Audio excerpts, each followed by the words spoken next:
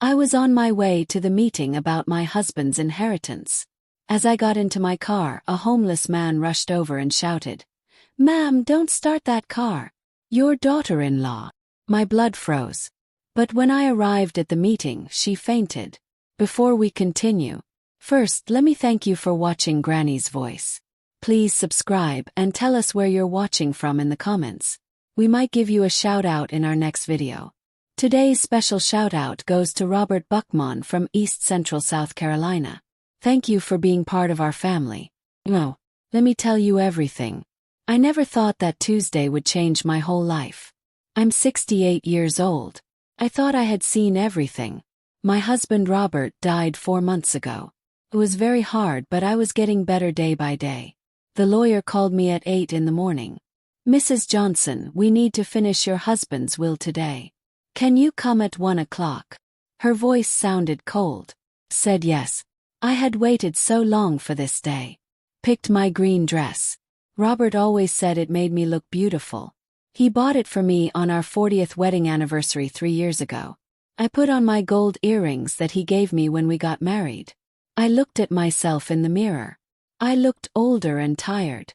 4 months of sadness had made me look different. My brown hair now had more white.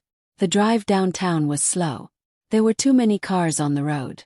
I felt worried but didn't know why. This should be easy. Robert and I talked about his will many times. Everything was supposed to come to me. Then later, our daughter Sarah and her family would get it. I parked my car under the office building. The walls were cold and dark. I took my purse and papers and walked to the elevator. Then I heard someone call me. "Ma'am, please wait." I turned around and saw a man walking toward me from behind a big post. He looked about 60 years old. His clothes were old and dirty. His hair was messy. He looked like he lived on the street. I wanted to run away. Robert always told me to be careful in parking places like this. But something in his eyes made me stop. He didn't look mean. He looked worried and scared. "Please, ma'am, I need to tell you something important," he said. He stayed far away from me. "You're Mrs. Johnson, right? Robert's wife." My heart started beating fast. How did this man know my name? How did he know about Robert? "I don't know you. Please leave me alone," I said. I tried to sound strong and reached for my phone. "Ma'am, please listen. I know this looks bad. But I used to work for Peterson Law Office upstairs. They fired me 2 months ago. Before they fired me, I heard things. Things about your husband's will." I stopped moving. Peterson Law Office was Robert's lawyer office. It was the same office I was going to meet at. The man looked around like he was scared someone was watching us. "Your daughter-in-law, Linda, she has been talking to people at the law office. She has papers ready. Special papers." My mouth felt dry. "What are you talking about?" "Ma'am, I can't prove it yet. But I think she wants to change your husband's will. She's been telling people you can't think clearly. She has doctor papers and statements from people who say you act confused and forget things." The words hit me like someone had punched me. I held onto my car so I wouldn't fall down. "That's not true. No doctor ever said I have problems. I'm fine." "I know, ma'am. That's why I waited here. I wanted to catch you before the meeting. She didn't think you would come today. She told Mr. Peterson you would probably forget about the meeting." Got angry. How dare she? How dare anyone say I can't think clearly? The man nodded. "There's more, ma'am. She's been making fake papers. She made it look like your husband wanted to change his will before he died. She has fake doctor reports saying he was worried about you handling money." I felt like I was drowning. This didn't make sense. Robert never worried about me with money. I was the one who took care of our money for most of our marriage. "Why are you telling me this?" I asked. I looked at his face to see if he was lying. "Because I liked your husband, ma'am. He was always nice to me when he came to the office. And because what they're doing is wrong. I may not have much, but I still know right from wrong." I looked at this stranger. This homeless man was risking everything to warn me. "What's your name?" "Tom, ma'am. Tom Williams." I worked as a helper at Peterson Law Office for 15 years before they decided I knew too much about their bad business. Bad business. Tom looked around again. They help some people change wills and take money from families. They get paid a lot of money for making family members disappear from inheritance papers. Your daughter-in-law has been paying them very well. The elevator made a sound and Tom stepped back. Ma'am, you need to be very careful up there. They expect you to just sign papers without reading them. Don't let them make you do anything. Before I could ask more questions, he went back into the shadows between the cars. I stood there for a few minutes. My mind was spinning from everything he told me. Part of me wanted to think he was just a crazy man. But something deep inside told me he was telling the truth. I thought about Linda, my daughter-in-law, for 6 years. She was always nice to my face. But I noticed small things over the years. The way she whispered to Sarah when I walked into a room. How she always changed the subject when I talked about Robert and our life together. The looks she gave me when I spoke at family dinners. I pushed the elevator button with shaking hands. As the doors closed, I saw Tom watching me from behind a post. He looked very worried. The ride to the 12th floor felt like forever. When the doors opened, I walked into the fancy waiting area of Peterson Law Office. The expensive furniture and pretty paintings that used to impress me now looked scary. Like a beautiful trap to catch people who didn't know better. Mrs. Johnson, the lady at the front desk said with a fake smile. They're waiting for you in meeting room B. As I walked down the hallway, my shoes made clicking sounds on the shiny floor. Everything was too quiet. Most office doors were closed. I could hear people talking quietly behind them. I stopped outside meeting room B. My hand was on the door handle. Through the glass, I could see several people sitting around a big table. I could see one shape right away. Linda's small body and special hairstyle. I took a deep breath and opened the door. The room was scary. 3 men in expensive suits sat on one side of the table. Linda sat on the other side. She looked up when I came in. For just a moment, I saw something flash in her face. Surprise. Fear. It was gone so fast I almost missed it. Then she smiled. The same sweet smile she had given me for 6 years. Oh, Eleanor, I didn't think you were coming today. The way she said it proved everything Tom had told me. Hello, Linda, I said. I kept my voice steady even though I was very upset inside. Of course I'm here. This is about my husband's money. The main lawyer was a thin man with white hair and cold eyes. He pointed to an empty chair. Mrs. Johnson, please sit down. We have several papers that need your signature today. As I sat down, I noticed Linda was playing with her wedding ring. She kept turning it around and around on her finger. She wouldn't look at me directly. Instead, she looked at the pile of papers in front of her.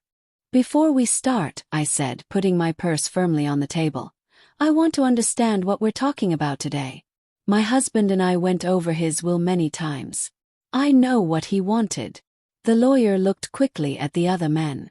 Mrs. Johnson, there have been some new things. Your husband made changes to his will in his last weeks. He had concerns about. Stop, I said loudly, surprising myself. What kind of concerns? Linda finally looked at me. Her eyes were wide like she was really worried. Eleanor, Robert was worried about your health. He mentioned several times when you seemed confused and forgetful. He wanted to make sure his money was handled the right way. The words felt like someone had slapped my face. Times. What times? One of the other lawyers pushed a folder across the table to me. Mrs. Johnson, we have papers about several times when family members saw concerning behavior. Memory problems, confusion about dates and names, trouble managing household money. I opened the folder with shaking hands. Inside were what looked like doctor reports, written statements, and even pictures. I couldn't breathe when I saw Linda's handwriting on one of the statements. It was dated 5 weeks ago. Eleanor became very upset when asked about grocery shopping. I read out loud. She couldn't remember what she bought or how much money she spent. When Sarah tried to help her organize her receipts, she accused Sarah of trying to steal from her. My hands were shaking so much I could barely hold the paper. This is completely false. I never accused Sarah of stealing anything. Eleanor. Linda's voice was soft, like she felt sorry for me. You did say those things. We were all very worried about you. That's why Robert decided he needed to make special plans. I stared at her. This woman I had welcomed into my family, who had sat at my dinner table so many times, who had smiled and hugged me at every holiday. The person looking back at me now was a stranger. What special plans? Asked. The main lawyer cleared his throat. Your husband changed his will to create a trust. The money would be managed by someone else. In this case, your daughter Sarah. She would take care of your living expenses and medical care. The room started spinning around me. I held the edge of the table to keep from falling. You're telling me Robert didn't trust me to handle my own money? It wasn't about trust, Linda said quickly. It was about protection. Robert loved you so much, Eleanor. He just wanted to make sure you were taken care of. I closed my eyes and tried to understand what was happening. When I opened them again, I noticed something that made my blood turn cold. In the corner of the meeting room, I saw a small recording machine. Its red light was blinking. Are you recording this meeting? Asked. The lawyers looked uncomfortable. It's normal practice for inheritance meetings, one of them said. Normal practice to record a sad widow without telling her. Before anyone could answer, someone knocked softly on the door. A secretary looked in. Mr. Peterson, there's someone here to see you. He says it's urgent. The main lawyer looked angry. We're in a meeting. Sir, he says his name is Tom Williams and he has information about this case. I watched as all the color left Linda's face. She looked like she might throw up. I don't know anyone by that name, Peterson said quickly. Tell him we're busy. Actually, I said, standing up, I'd like to hear what Mr. Williams has to say. Eleanor, I don't think that's necessary, Linda said. Her voice was higher than usual. We should just focus on getting through these papers. But it was too late. Tom appeared in the doorway. He looked cleaner than he had in the parking garage, but still out of place in the expensive law office. Mrs. Johnson, he said, nodding at me respectfully. I'm sorry to interrupt, but I have something you need to see. Peterson stood up quickly. Sir, you're not allowed here. I'm calling security. Go ahead, Tom said calmly. But first, Mrs. Johnson should know that I have copies of the real papers. The original ones from before they were changed. The room went completely quiet. I could hear my heart beating in my ears. Tom reached into an old bag and pulled out a folder. I made copies before they fired me. Your husband's real will from 8 months ago. And the real medical reports from his doctor, not the fake ones they made. Linda suddenly stood up and swayed. I don't feel well, she said quietly. Sit down, Linda, I said. My voice was harder than I'd ever heard it. You're going to want to hear this. Tom opened the folder and pulled out several papers. Mrs. Johnson, your husband never changed his will. These people, he pointed to the lawyers, have been working with your daughter-in-law to make false papers. They copied your husband's signature and made fake medical reports to make it look like he questioned your ability to think clearly. That's crazy, Peterson said loudly. This man is clearly disturbed. We have witnesses to Mr. Johnson's concerns about his wife's condition. You mean the witnesses your office paid? Tom asked calmly. I have the receipts for those payments too. Linda made a small crying sound and suddenly fell back into her chair.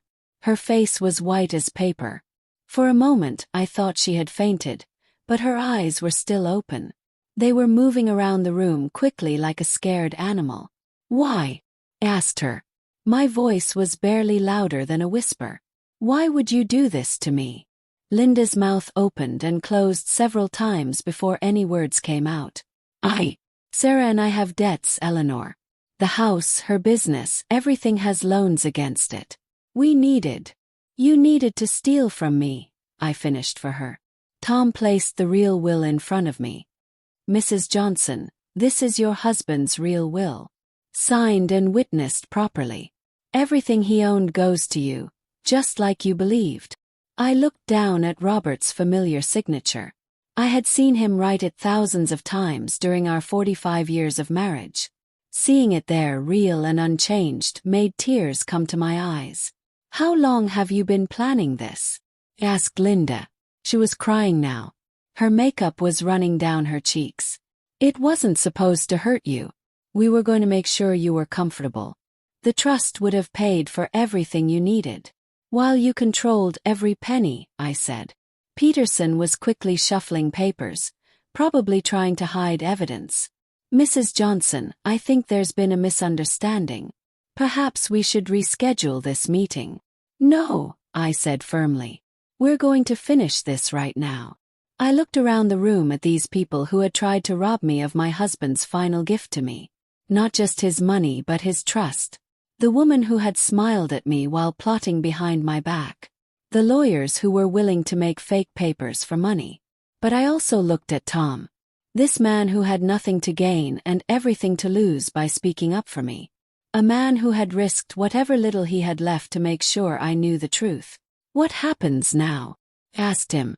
Tom looked at the lawyers with disgust. "Now we call the police." As he reached for his phone, Linda let out a small sob and fell forward, finally fainting for real this time. But I felt no sympathy for her. The woman who had just collapsed wasn't the daughter-in-law I thought I knew. She was a stranger who had been wearing my daughter-in-law's face for 6 years. And I was about to find out just how deep her lies went.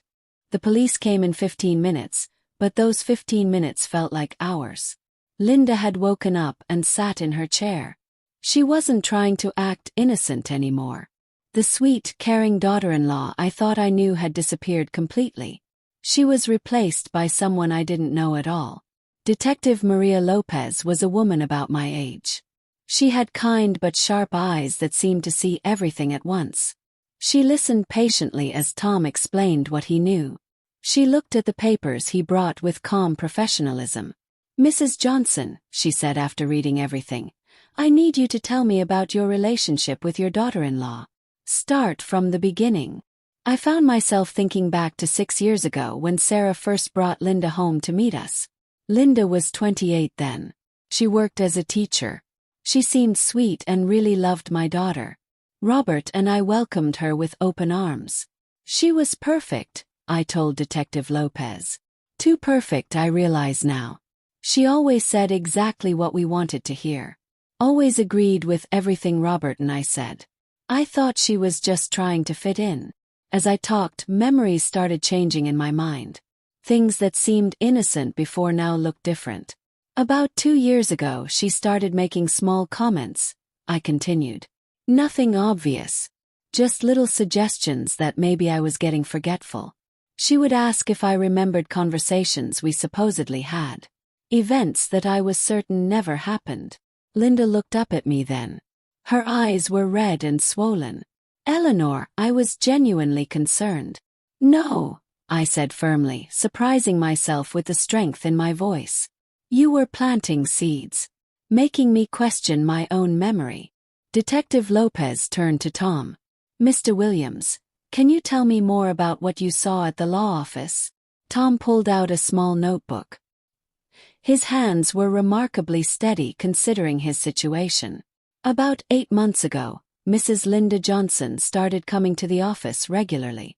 At first, Mr. Peterson told us she was just asking about estate planning for her wife's family. But then the meetings became more secretive." He flipped through his notebook. "I started paying attention because something felt wrong. She would bring papers that she said were from doctors, statements from family and friends, even pictures that were supposed to show Mrs. Johnson in confused states." "What kind of pictures?" Detective Lopez asked. Linda shifted uncomfortably in her seat. Tom looked at her with disgust before answering. "Pictures of Mrs. Johnson at the grocery store, at the bank, at family gatherings.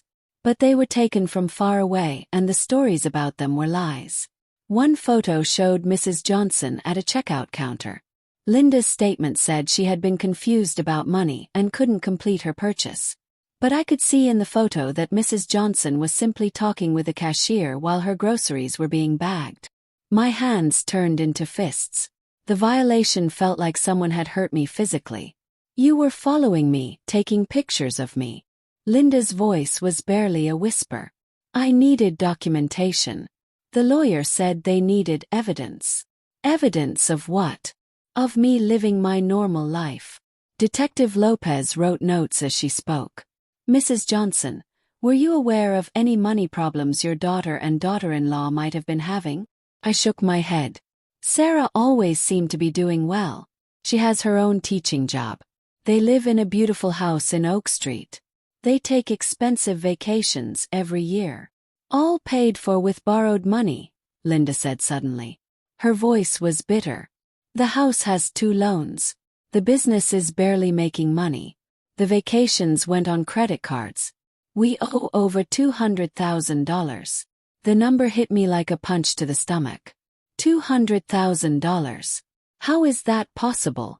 Sarah's teaching salary wasn't enough after she got sick last year, Linda continued. Tears were streaming down her face again. She was too proud to tell you and Robert. She kept borrowing money, thinking she could pay it back. When Robert got sick, we realized the inheritance might be our only way out. I stared at her, trying to process this information. My daughter, struggling with money for a year, and she hadn't said a word to us. Robert would have helped immediately if he had known. So instead of asking for help, you decided to steal from me, I said. It wasn't stealing, Linda protested weakly. You would have been taken care of. The trust would have covered all your expenses. Tom snorted. A trust that would have paid you $35,000 a year while the rest of the inheritance went to cover your debts. I saw the calculations, Mrs. Johnson. They were planning to use your husband's money to pay off their credit cards and house loans while keeping you on what was basically an allowance. The betrayal cut deeper than I could have imagined. This wasn't just about money. This was about my daughter and her wife systematically planning to control every aspect of my life. Does Sarah know? Asked Linda. Is she part of this? She hesitated. And that hesitation told me everything I needed to know. She knows about the debts, she said finally. And she knows we were hoping the inheritance would solve our problems. But she doesn't know about the fake papers or the lies about your mental state. She thinks Robert really did change his will because he was concerned about you. Detective Lopez looked up from her notes. So your wife believes her father genuinely thought her mother was becoming incompetent. Linda nodded sadly. I've been telling her stories for months. Little incidents that supposedly happened when she wasn't around. I made her believe that Robert was worried about your memory, your decision-making abilities. The room felt like it was spinning. Not only had Linda been lying to me, she had been poisoning my relationship with my own daughter, making her believe her father had lost faith in me. What incidents? I demanded.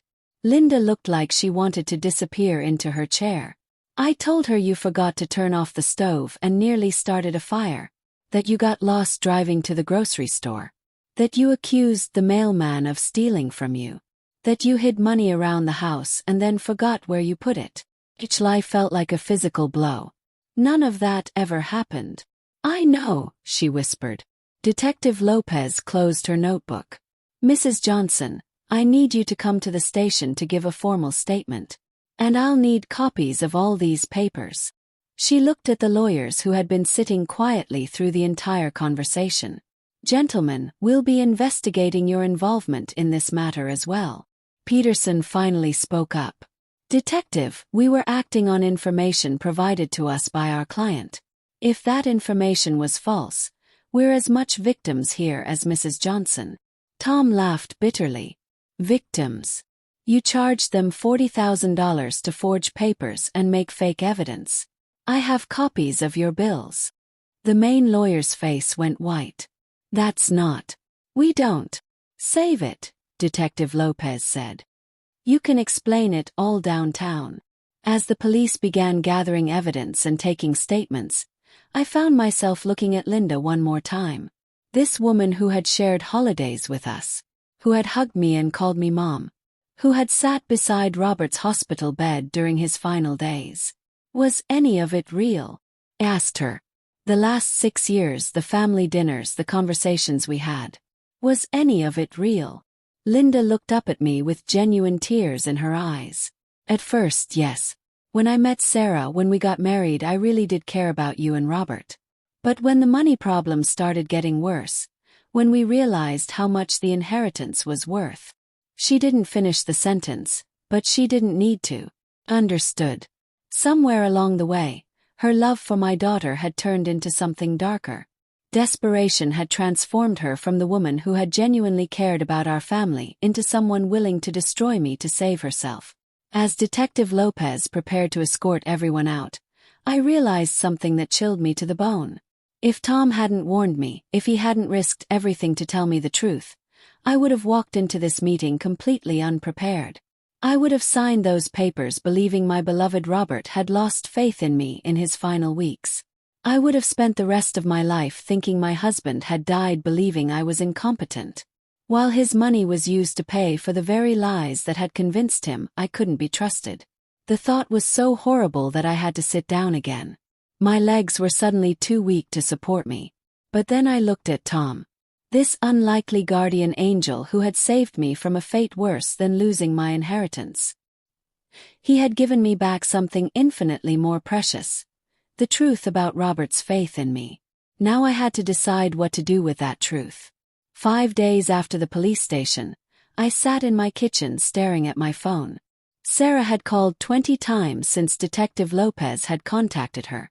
20 calls I hadn't answered because I wasn't ready to hear her voice. Wasn't ready to know how much of her wife's poison she had absorbed. Tom had come by 3 times, bringing me copies of papers and checking to make sure I was all right. This man who lived out of his car cared more about my well-being than my own daughter-in-law had. The irony wasn't lost on me. The doorbell rang at exactly 3 o'clock, just as I had expected. Through the peephole, I could see Sarah standing on my porch. Her face looked tired and her usually perfect hair was messy. Next to her stood Linda, looking smaller and more fragile than I had ever seen her. I opened the door but didn't invite them in. "Mom," Sarah said, her voice cracking on the single word. "We need to talk." I studied my daughter's face, searching for signs of the woman I had raised. She looked exhausted, older than her 35 years. Dark circles shadowed her eyes, and her clothes looked like she had slept in them. "Do we?" asked, keeping my voice neutral. "Please, Mom, let us come in. Let us explain." I stepped aside, but only because I needed to hear what she had to say. I needed to know how much she knew, how much she had participated in her wife's scheme. They sat on the couch Robert and I had picked out together 18 years ago. The same couch where we had welcomed Linda into our family when Sarah first brought her home. The same couch where we had shared countless family moments that now felt tainted by lies. "Detective Lopez told me everything," Sarah said without waiting. "About the fake papers, the forged medical reports, the lies about Dad changing his will. And I had no idea, Mom. I swear to you, I had no idea Linda was doing any of that." I remained standing, my arms crossed. "But you knew about the debts." Her face crumpled. "Yes, we're drowning, Mom. My teaching salary wasn't enough after I got sick. We owe money everywhere. And I was too ashamed to tell you and Dad. I kept thinking I could fix it, that I could turn things around before you ever had to know. So when Robert got sick, you started thinking about the inheritance." Sarah flinched as if I had slapped her. "Not like that. Not the way you're making it sound." "Then how?" Linda spoke up for the first time since entering my house. "Sarah, tell her the truth. All of it." I turned to look at her, surprised. The woman sitting on my couch looked nothing like the confident manipulator I had seen at the law office. She looked broken, defeated. Sarah ran her hands through her hair. "When Dad got his diagnosis, when we knew he only had months left, I started panicking about what would happen to you after he was gone. You'd be all alone in this big house, managing everything by yourself. I'm 68, Sarah, not 88. I know, but Linda started pointing out little things. Times when you seemed confused or forgetful. She said Dad had mentioned being worried about you. I felt my anger flare. What little things? Sarah looked uncomfortable. Like when you forgot about our dinner plans last Christmas. Or when you couldn't remember the name of our neighbor's new cat. Or when you put the milk in the pantry instead of the refrigerator. I stared at her in disbelief. Sarah, you canceled dinner at the last minute because Linda got sick. The neighbor's cat is named Whiskers, and I knew that perfectly well. And putting milk in the pantry once after working in the garden for 4 hours doesn't make me senile. The confusion on her face was genuine. She looked from me to Linda and back again. But Linda said. Linda lied, I said flatly. About everything. Linda was crying again, silent tears streaming down her face. I twisted things, she whispered. I took normal everyday moments and made them sound like symptoms of dementia. I made you see problems that weren't there. Sarah looked like someone had pulled the ground out from under her. Why would you do that? Because I was desperate, Linda said. Because we were losing everything.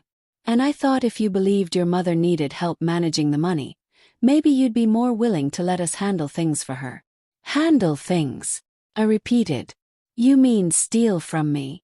No, Linda protested weakly. We would have taken care of you. You would have had everything you needed. Under your control, I said. $35,000 a year while you used Robert's money to pay off your credit cards and house loans. Sarah's head snapped up. What are you talking about? Ask your wife about the trust she had the lawyers draw up. Ask her about how much of the inheritance was going to be used to pay your debts while I lived on an allowance. I watched as understanding dawned on Sarah's face. The horror, the realization of just how thoroughly she had been manipulated by her own wife.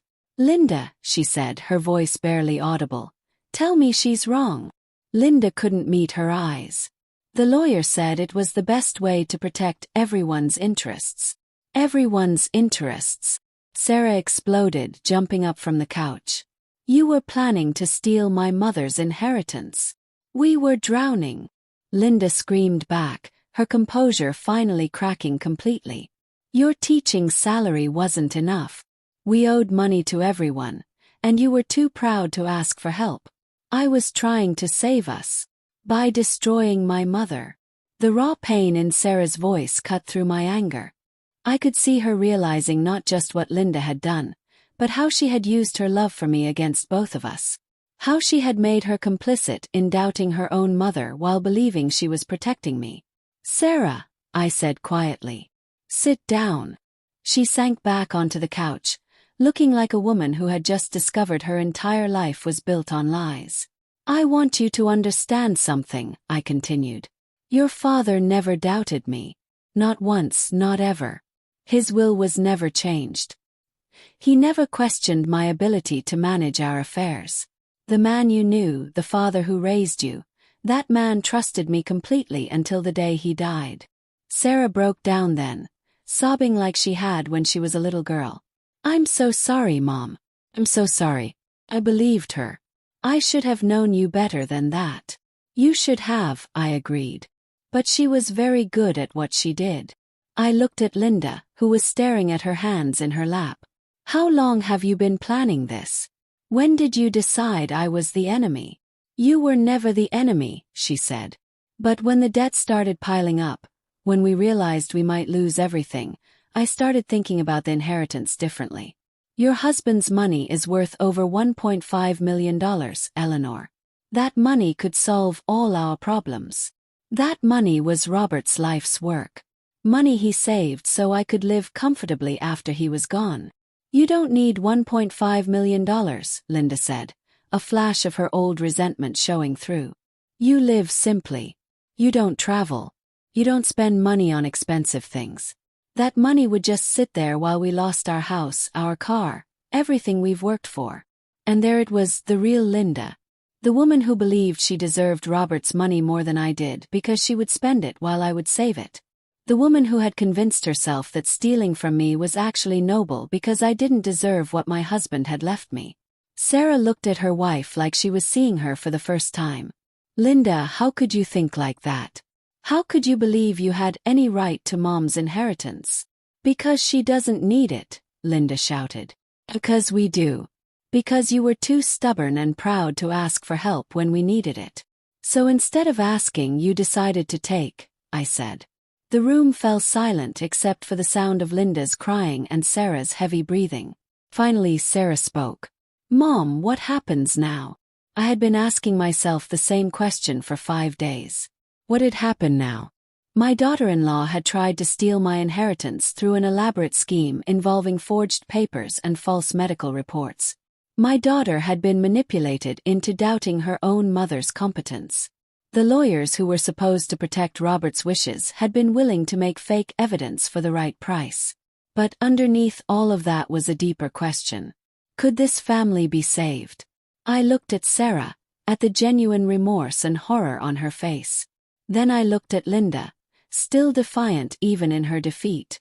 That depends, I said finally, on what you're both willing to do to make this right. The silence in my living room stretched on for what felt like hours. Sarah sat with her head in her hands while Linda stared at the floor, her tears finally spent. I remained standing, waiting for one of them to speak first, to show me who they really were beneath all the lies and desperation. It was Sarah who broke the silence. What do you want us to do, Mom? I had spent 5 sleepless nights thinking about that question. What did I want? Justice, revenge, or something harder to define? The restoration of trust that might be impossible to rebuild. I want the truth, I said. All of it. Every lie, every manipulation, every moment when you chose to doubt me instead of trust me. Sarah lifted her head, her eyes red and swollen. I'll tell you everything I know, but Mom, I swear to you, I thought I was protecting you. Linda convinced me that Dad was worried about your memory, that he wanted to make sure you were taken care of. How? Yes. What exactly did she tell you? Sarah glanced at her wife, who still wouldn't look up from the floor. She said Dad had mentioned it to her during one of his doctor visits, that he was concerned about leaving you alone with so much responsibility. I felt a chill run down my spine. Linda was with Robert at his doctor visits. Sometimes, Sarah said, when I couldn't get away from work, she offered to drive him and help him keep track of his medications and appointments. I turned to look at Linda. You used my husband's illness as an opportunity to manipulate my daughter. Finally, she looked up at me. Robert never said anything about being worried about you. But he was so weak during those last months, so dependent on everyone around him. It made it easy to suggest that maybe he should be thinking about what would happen to you after he was gone. Suggest to whom? I demanded. To Sarah. I would mention things when we got home from the appointments. Little comments about how frail Robert was getting. How much he was depending on you for everything. I made it sound like Robert was concerned about burdening you. The betrayal cut deeper than I had thought possible. This woman had used my husband's final months, when he was at his most vulnerable, to plant seeds of doubt about me in our daughter's mind. What else? I asked, my voice steady despite the rage building inside me. Linda wiped her nose with a tissue.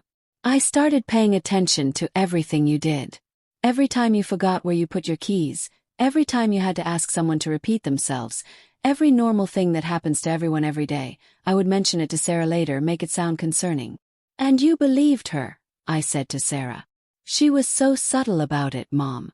She never said you were having problems directly. She would just mention things casually like she was worried, but didn't want to make a big deal about it. Over time, it started to seem like there was a pattern. I thought back over the past year, trying to remember interactions with both of them. Had I noticed Linda paying unusual attention to my words and actions? Had there been signs I had missed? The photographs, I said suddenly. When did you start following me? Linda shifted uncomfortably. About 5 months ago. The lawyers said they would need documentation if we were going to challenge your competency. Challenge my competency, I repeated. You were planning to have me declared mentally unfit? No, Sarah said quickly. That's not what we discussed. That's exactly what we discussed, Linda snapped, turning to face her wife. Sarah, Stop pretending you didn't know what this was about. We talked about setting up a guardianship, about making sure your mother was protected from making bad financial decisions. Sarah's face went white. I thought we were talking about helping her manage things, not taking away her rights. They're the same thing, Linda said. A guardianship would have protected her while making sure the money was used responsibly. Responsibly, said. You mean to pay off your debts? The debts were destroying us, Linda said, her voice rising again. Do you have any idea what it's like to lose everything? To have people calling you every day asking for money? To know that you're going to lose your house, your car, everything you've worked for? Do you have any idea what it's like to discover that your own family has been plotting against you? Shot back. To learn that the people you trusted most in the world were planning to have you declared incompetent so they could steal your money? We weren't going to steal anything, Sarah protested weakly. The trust would have provided for you. Sarah, I said, my voice gentler now because I could see she was finally understanding what had really been planned. The trust Linda and the lawyers designed would have given me $35,000 a year to live on while the rest of Robert's money paid off your debts. After that money was gone, what then? She stared at me, the full implications finally sinking in. There wouldn't have been anything left. Nothing, I confirmed. Your father worked for 47 years, saved every penny he could, invested carefully, and built an inheritance that would have allowed me to live comfortably for the rest of my life. Your wife's plan would have wiped it out in 6 years. Linda stood up suddenly, her face flushed with anger. This is all easy for you to judge, Eleanor. You've never been in debt. You've never faced losing everything. You don't know what desperation feels like. You're right, I said. I don't know what it feels like to be in your situation, but I know what it feels like to be betrayed by people I love. And I know what it feels like to discover that someone I welcomed into my family was willing to destroy me to save herself. I wasn't trying to destroy you, Linda said. I was trying to save my marriage, my family, my life. At the cost of mine. The words hung in the air between us. For the first time since this nightmare began, I saw genuine recognition in Linda's eyes. She finally understood what she had done, what she had been willing to do. Sarah stood up and walked to the window, staring out at the garden Robert and I had planted together 25 years ago. What happens to us now, Mom? To our family? It was the question I had been dreading because the truth was I didn't know if we could come back from this. Trust once broken so completely might be impossible to repair. The lawyers will face criminal charges, I said. Tom has provided enough evidence to prove they were involved in document forgery and fraud. And Linda? Sarah asked without turning around. I looked at my daughter-in-law, this woman who had seemed so perfect when Sarah first brought her home. That depends on what she does next. What do you mean? Linda asked. Detective Lopez told me that if you cooperate fully with the investigation, if you testify against the lawyers and help expose how the scheme worked, the district attorney might be willing to consider a plea agreement. And if I don't, then you'll face the full consequences of fraud, forgery, and conspiracy charges. Tom's evidence is thorough enough to convict you without your cooperation. Linda sank back down onto the couch. What kind of plea agreement? I don't know, I admitted. That would be between you, your lawyer, and the district attorney. But Linda, you need to understand something. Even if you avoid prison, even if you get probation or community service, this doesn't go away. You tried to steal from me. You manipulated my daughter into doubting me. You used my husband's illness to further your scheme. I know, she whispered. Do you? Yes. Because 10 minutes ago, you were still defending what you did. You were still acting like I didn't deserve the money Robert left me. Linda looked up at me with something that might have been genuine remorse. I was wrong. Can see that now. I let desperation turn me into someone I don't recognize. Someone willing to destroy an innocent person to get what I wanted. Yes. It was such a small word, but it carried the weight of everything that had happened. Finally, an admission without excuses or justifications. Sarah turned back from the window. Mom, is there any way? Is there any possibility that we can fix this? That our family can survive this. I looked at my daughter, this woman I had raised to be honest and kind, who had been manipulated into participating in her own mother's betrayal. Then I looked at Linda, who had orchestrated it all. I don't know, I said honestly. But I know what has to happen first. They both waited for me to continue. Linda has to face the consequences of what she's done. She has to cooperate with the police, testify against the lawyers, and accept whatever punishment the court decides is appropriate. And Sarah, you have to decide whether you can stay married to someone who was willing to do this to your mother. Sarah's face crumpled. Mom, she's my wife. I love her. I know you do, I said gently. But love isn't always enough. Trust is the foundation of any relationship. And she didn't just betray me. She manipulated you, lied to you, used your love for me against both of us. I can change, Linda said desperately. I can be better. I can earn back your trust. Can you? Yes. Because this wasn't a moment of weakness, Linda. This was months of planning, months of lies, months of watching me go about my daily life while plotting to destroy it. This was who you chose to be.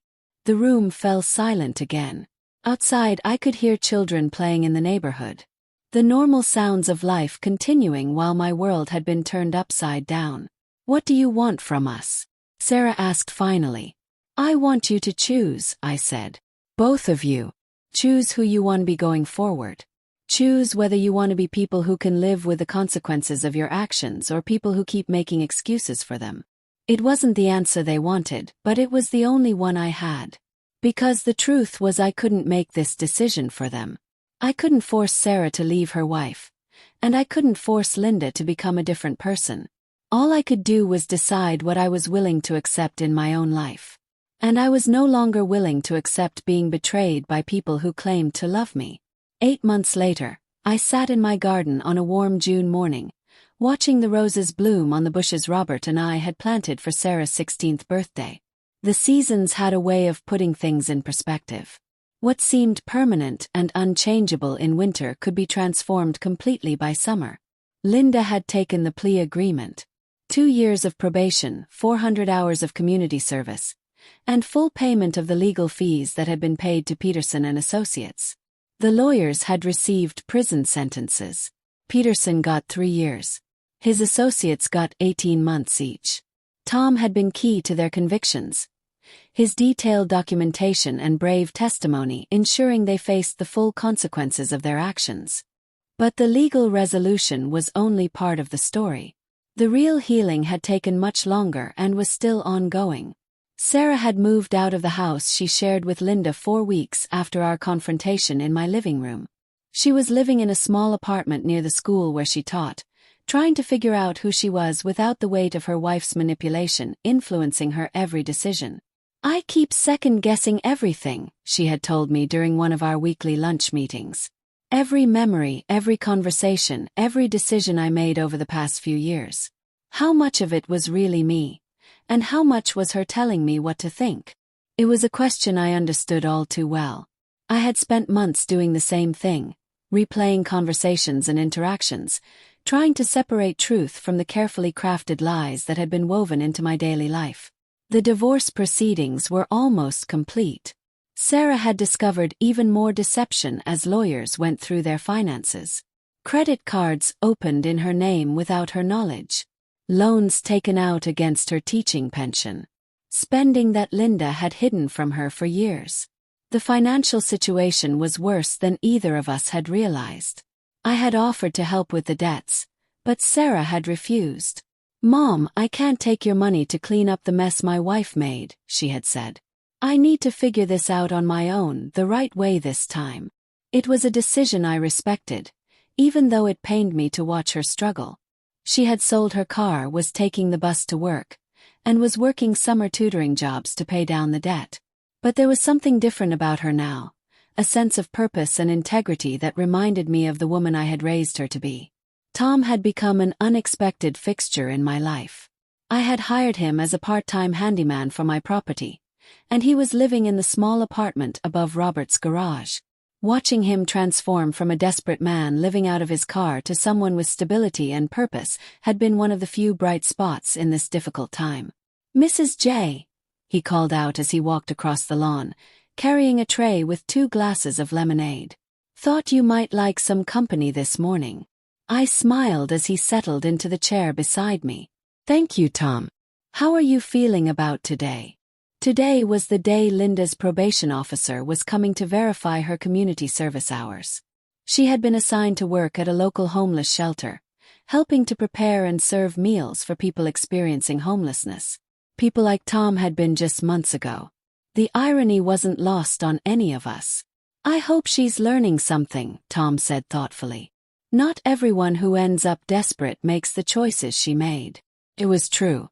Tom had lost his job, his home, his stability, but he had never lost his moral compass. When faced with the opportunity to profit from wrongdoing, he had chosen to do what was right, even when it cost him everything. "Have you heard from her lately?" he asked. Tom nodded. "She comes to the shelter sometimes when I'm there picking up supplies for the food bank. She doesn't say much, but she works hard. I think she's finally starting to understand what desperation really looks like." I wasn't sure how I felt about that. Part of me wanted Linda to suffer, to truly comprehend the harm she had caused, but a larger part of me just wanted her to become a better person, someone who would never again be capable of the cruelty she had shown me. My phone buzzed with a text message. It was from Sarah. "Lunch later. I have some news." I showed the message to Tom, who raised an eyebrow. "Think it's good news or bad news?" "With Sarah these days, it's usually both," I replied. That afternoon, Sarah arrived at my house looking better than she had in months. She had gained back some of the weight she had lost during the stress of the divorce, and there was color in her cheeks again. "You look good," I told her as we settled in the kitchen with our lunch. "I feel good, Mom. Really good. For the first time in years, I feel like I'm living my own life instead of trying to manage someone else's crisis."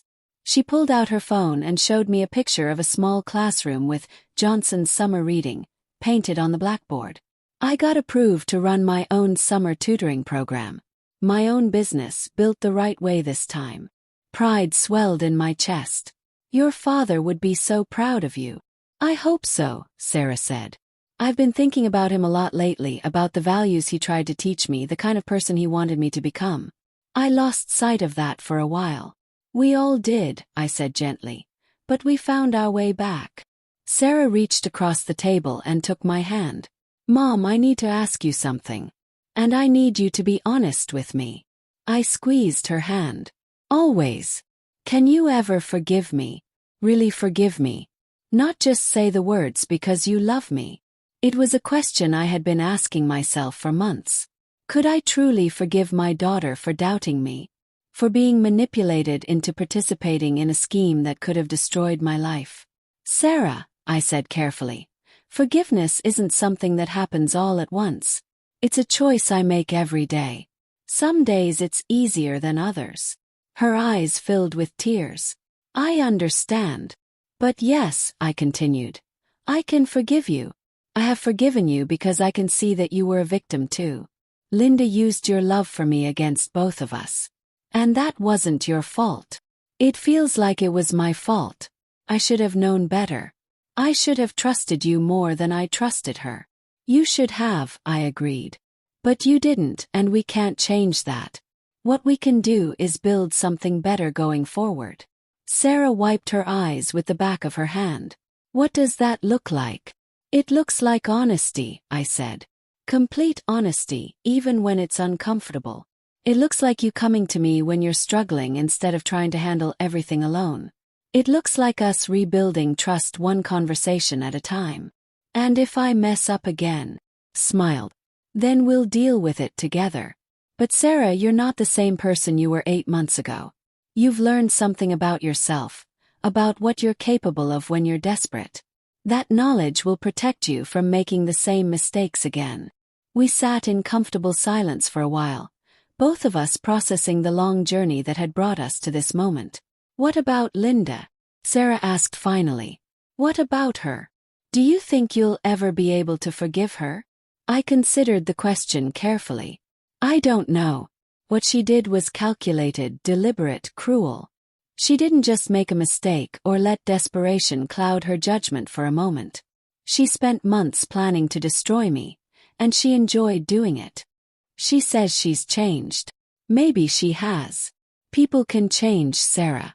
But forgiveness isn't about whether someone has changed. It's about whether I'm willing to carry the burden of anger and resentment. And I've decided I'm not. So you have forgiven her. I've let go of the anger, I clarified. That's not the same as forgiveness. And it's certainly not the same as trust. Linda will never be welcome in my life again. But I refuse to let her steal any more of my peace. Sarah nodded. I think I understand. As she prepared to leave, I walked her to the door. The sun was setting, painting the sky in brilliant pinks and purples. It was the kind of sunset Robert and I used to watch together from our back porch, his hand in mine as we talked about our dreams for the future.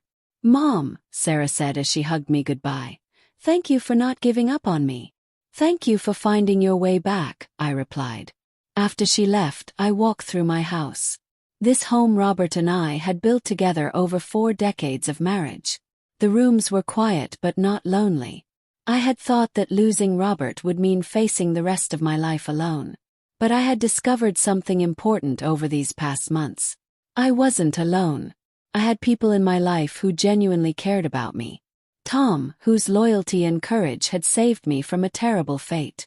Sarah, who was working every day to become the person she was meant to be. Detective Lopez, who still called to check on me. Even the staff at the homeless shelter where Linda was doing her community service, who had become friends after I started volunteering there myself. I had a life full of purpose and meaning. I was teaching adults to read at the local library, helping Tom expand the vegetable garden behind the garage, and working with Detective Lopez's department to help other seniors recognize and avoid financial schemes. Most importantly, I had reclaimed my own story. For months, Linda had been writing a narrative where I was a confused, incompetent old woman who couldn't be trusted with my own life. But that was never true. I was a strong, intelligent woman who had survived 45 years of marriage, raised a daughter, built a life, and faced down people who tried to destroy me. That evening, as I sat on the back porch with a cup of tea, watching the stars emerge in the darkening sky, I felt something I hadn't experienced in years. Complete peace. Not the peace of having everything I wanted, but the peace of knowing exactly who I was and what I was worth. Robert's love lived on in the security he had provided for me, in the values he had taught our daughter, in the beautiful life we had built together. Linda's scheme had failed, not just because Tom had exposed it, but because the foundation Robert and I had built was stronger than the lies she had tried to construct on top of it. I was 68 years old, and I was just beginning the best chapter of my life. The thought would have seemed impossible 8 months ago, but now it felt like the most natural thing in the world. I was free. 2 weeks later, I received an unexpected visitor. I was in the garden, tending to the tomato plants Tom and I had planted, when I heard the doorbell ring. Through the peephole, I saw a young woman I didn't recognize. She was probably in her early 30s, with kind eyes and a nervous expression. "Mrs. Johnson," she said when I opened the door. "My name is Maria Santos. I'm a social worker with the county. I was wondering if I could talk to you about Tom Williams." My heart skipped a beat. "Is Tom all right?" "Oh yes, he's fine," she assured me quickly. "Actually, that's what I wanted to talk to you about. Tom has applied for permanent housing through our program, and you're listed as his employer and reference." "Of course," I said, inviting her in. "Tom is one of the most honest, hard-working people I've ever met." Maria smiled. "That's exactly what we needed to hear. But there's something else.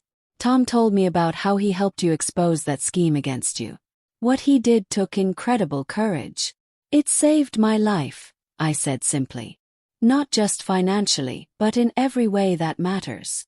"That's why I'm here," Maria said. "We have a program that helps people like Tom transition from homelessness to stable housing and employment. But we need community members who are willing to provide ongoing support and references. Tom specifically requested that we speak with you." I didn't hesitate. Whatever Tom needs, I'll provide. He risked everything to help me. It's the least I can do. Maria pulled out a folder. There's one more thing.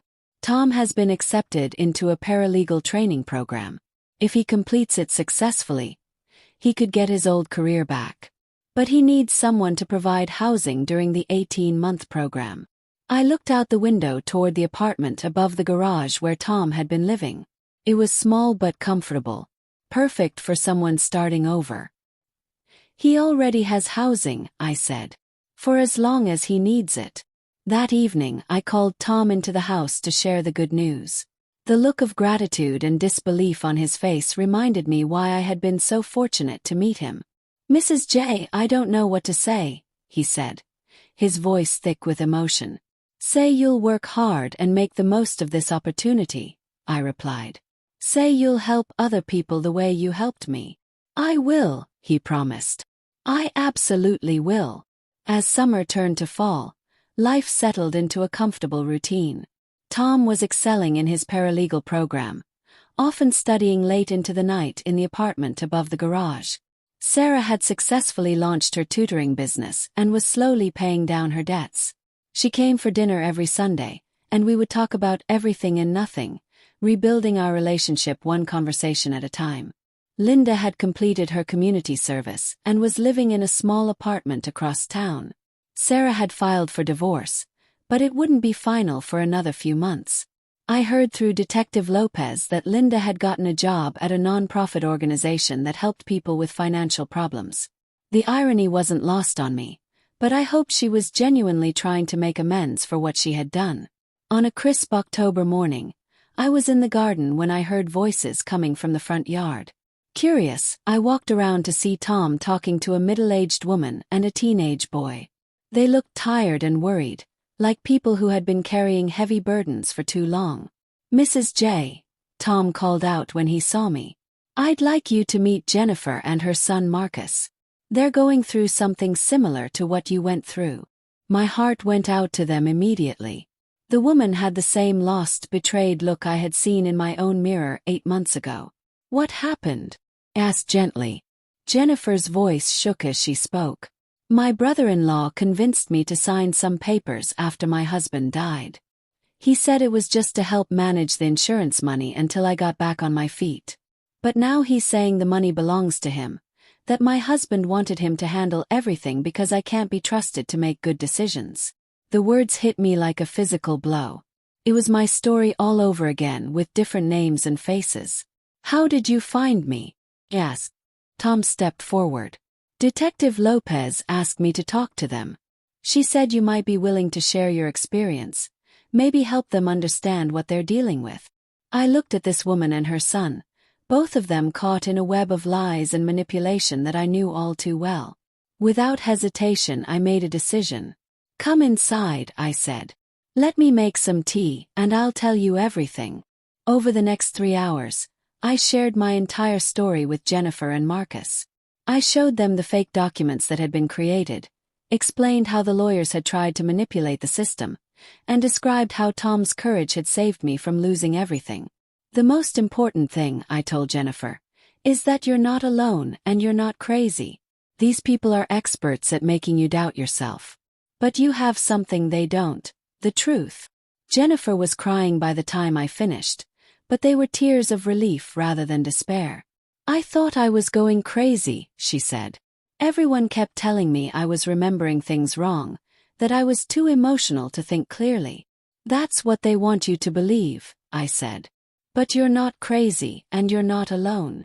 Marcus, who had been quiet throughout my story, finally spoke up. What do we do now? Tom answered before I could. Now we call Detective Lopez, and we start building your case the same way we built your grandmother's case. With evidence, truth, and people who are willing to stand up for what's right. As Tom helped Jennifer and Marcus gather their documents and prepare their case, I realized something profound. My story wasn't over. It was just beginning a new chapter. The pain and betrayal I had experienced weren't just obstacles to overcome. They were experiences that could help others facing similar battles. Over the following months, I found myself becoming an unofficial advocate for other seniors who were being financially exploited by family members. Detective Lopez began referring cases to me, and I worked with Tom to help victims understand their rights and build their cases. We started a support group that met at the library every Thursday evening. It was a safe space for people to share their stories and know they weren't alone. Sarah often joined us, sharing her perspective as someone who had been manipulated into participating in a scheme against her own mother. Her honesty about her experience helped other family members understand how they had been used by the real perpetrators. One evening, as I was locking up the library after our support group meeting, Detective Lopez approached me. "Eleanor," she said, "I wanted you to know that the work you and Tom are doing has made a real difference. We've successfully prosecuted 12 cases of elder financial abuse this year, partly because of your advocacy." "It's the least I can do," I said. "Tom saved me, and now we're trying to save others." "There's something else," she said. "The district attorney wants to recognize you and Tom for your work. There's going to be a community service award ceremony next month." I was touched, but I knew the real reward was much simpler. The knowledge that Robert's money was being used exactly as he would have wanted. Not just to support me but to help others and make the world a little more just. The award ceremony was held on a beautiful spring evening. Sarah was there, beaming with pride. Tom wore a new suit he had bought with his first paycheck from his new job at a law firm specializing in elder law. As I accepted the award, I thought about how much had changed since that terrible day in the parking garage when Tom had risked everything to warn me. "This award doesn't belong to me alone," I said into the microphone. "It belongs to everyone who chooses truth over lies, courage over fear, and justice over easy profit. It belongs to Tom Williams, who lost everything but never lost his integrity. It belongs to Detective Lopez and all the law enforcement officers who take these crimes seriously. It belongs to every victim who finds the strength to speak up and every family member who chooses to do the right thing, even when it's hard." After the ceremony, Tom and I sat on my back porch, watching the sunset paint the sky in brilliant oranges and purples. "You know what I've learned through all this?" asked him. "What's that, Mrs. J?"